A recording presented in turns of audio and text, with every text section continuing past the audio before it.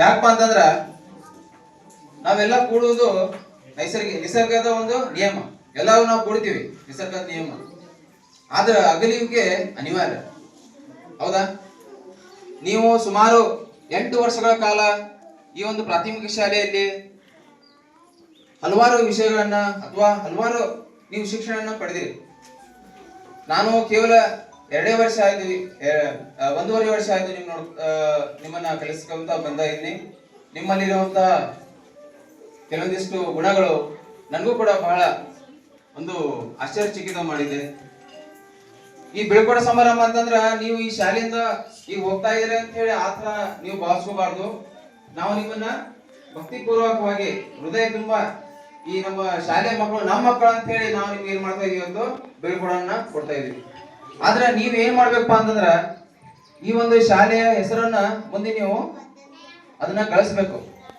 ಇಲ್ಲೇ ಕಲ್ತಂತ ಒಂದು ಶಿಕ್ಷಣ ಅಂದ್ರೆ ಕೇವಲ ಓದು ಬರ ಅಷ್ಟೇ ಅಲ್ಲ. ಇಲ್ಲಿ ಕಲ್ತಂತಹ ನೈತಿಕ ಮೌಲ್ಯಗಳು, ಒಳ್ಳೆಯ ಆಚಾರ ವಿಚಾರಗಳು, ಅಲ್ಲಿ ನೀವು ಹೈಸ್ಕೂಲ್ಗೆ ಹೋದಾಗ ಈ ಬಳವಾಡ ಶಾಲೆಯ ಹುಡುಗರು ಎಷ್ಟು ಚೆನ್ನಾಗಿ ಹೇಳ್ತಾರಪ್ಪ ಅನ್ನೋದನ್ನ ನೀವೆಲ್ಲರೂ ಹೆಸರು ತರಬೇಕು. ತರ್ತೀರಾ ಎಲ್ಲರೂ? ಇದೇ ರೀತಿ ಇನ್ನೊಂದು ಕೆಲವೊಂದಿಷ್ಟು ಮಾತುಗಳನ್ನ ಹೇಳ್ತೀನಿ. ದಯವಿಟ್ಟು ನೀವು 9th ಹೋದಾಗ ಅಲ್ಲೇ ಬಹಳಷ್ಟು ವಿಷಯಗಳನ್ನು ಕಲಿಬೇಕು ನೀವು. ಹೌದಾ? ನೀವು ಎಷ್ಟು ಶ್ರಮ ಪಡ್ತಿರಲ್ಲ ಅಷ್ಟು ಮುಂದೆ ನಿಮ್ಮ ಫ್ಯೂಚರ್ ಇದಾಗತ್ತೆ.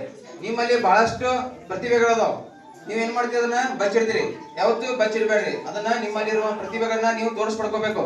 ನಾಚಿಕೆ ಸ್ವಲ್ಪ ಇರಬಾರ್ದು. ಯಾವತ್ತು ನೀವು ನಾ ಹೆಣ್ಣು ಅಥವಾ ನಾವು ಗ್ರಾಮೀಣದವ್ರು ಅಂತ ಹೇಳಿ ನಾಚಿಕೆ ಪಡ್ಬೇಡ್ರಿ. ಅದಕ್ಕೋಸ್ಕರ ಮೇನು ನೀವು ನೈತಿಕ ಮೌಲ್ಯಗಳನ್ನ ಬೆಳೆಸ್ಕೋಬೇಕು. ಶಾಲೆಯ ಶಿಕ್ಷಕರನ್ನ ನೀವು ಗೌರವಿಸ್ಬೇಕು. ಇವತ್ತು ಬೀಳ್ಕೊಡೋ ಸಮಾರಂಭ ಆದ ತಕ್ಷಣ ನನಗೂ ಈ ಶಾಲೆಗೆ ಏನು ಸಂಬಂಧ ಇಲ್ಲ ಅಂತ ಆತರ ನೀವು ಭಾವನೆ ಮಾಡ್ಕೋಬಾರ್ದು. ನೀವು ಬಳವಾಡದಲ್ಲಿ ಇರುವವರೆಗೂ ಇದು ನನ್ನ ಶಾಲೆ, ಇವು ನಮ್ಮ ಶಿಕ್ಷಕರು ಅಂತ ಹೇಳಿ ಆ ಮನೋಭಾವ ನಿಮ್ಮಲ್ಲಿ ಇರ್ಬೇಕು.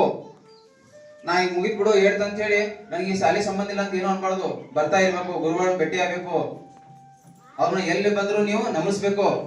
ನಾವು ನಿಮ್ಮನ್ನ ಅಪೇಕ್ಷೆ ಪಡೋದು ಏನಪ್ಪಾ ಅಂತಂದ್ರ ನೀವು ನಮ್ಗೆ ಅದನ್ನ ಕೊಡ್ರಿ ಇದನ್ನ ಕೊಡ್ರಿ ಏನು ಬೇಡ. ನಿಮ್ಗೆ ಎಲ್ಲಾದ್ರೂ ಗುರುಗಳು ಕಂಡ್ರ ಒಂದೇ ಒಂದು ನೀವು ನಮಸ್ಕಾರ ಮಾಡೋದ್ರಿಂದ ಅದೇ ನಮ್ಗೆ ಕೊಡುವಂತ ಒಂದು ಸಂಪತ್ತು. ಒಂದು 4 ಮಂದಿ ನಡ್ಬಾಗ ನಮ್ಗ ನಮ್ ಸರ್ ಅದಾರಪ್ಪ ಇಲ್ಲಿ ಅಂತ ಹೇಳಿ ಅಂದ್ರೆ ಸಾಕು. ನೀವು ನಮ್ಮ ಋಣನ ತೀರಿಸುವಂಗ ಅಷ್ಟು ಅದು ಮೌಲ್ಯ ಇದೆ. ಮುಖ್ಯವಾಗಿ ನಿಮ್ಮ ತಂದೆ ತಾಯಿಗಳನ್ನ ಗೌರವಿಸ್ರಿ. ನಿಮ್ಮ ಒಂದು ಆಚರಣೆ ವಿಚಾರಣೆಗಳನ್ನ ಪಾಲಿಸ್ರಿ. ಗುರುಗಳು ಹೇಳದಂತ ಒಂದು ಮಾತನ್ನ ಕೇಳಿ ಒಳ್ಳೆಯ ಒಂದು ಉನ್ನತವಾದ ಹುದ್ದೆಗೆ ಏರಿ ಅಂತ ಹೇಳ್ತಾ 12 ಮಾತುಗಳನ್ನ ನಾನು ಹೇಳಲಿಕ್ಕೆ ನನಗೆ ಅವಕಾಶ ಮಾಡಿಕೊಟ್ಟ ನಮ್ಮ ಗುರುಗಳಿಗೆ ಧನ್ಯವಾದ ಹೇಳ್ತಾ ನನ್ನ ಮಾತುಗಳನ್ನು ಮುಗಿಸ್ತೇನೆ. ಜೈ ಹಿಂದ್, ಜೈ ಕರ್ನಾಟಕ ಮಾತು.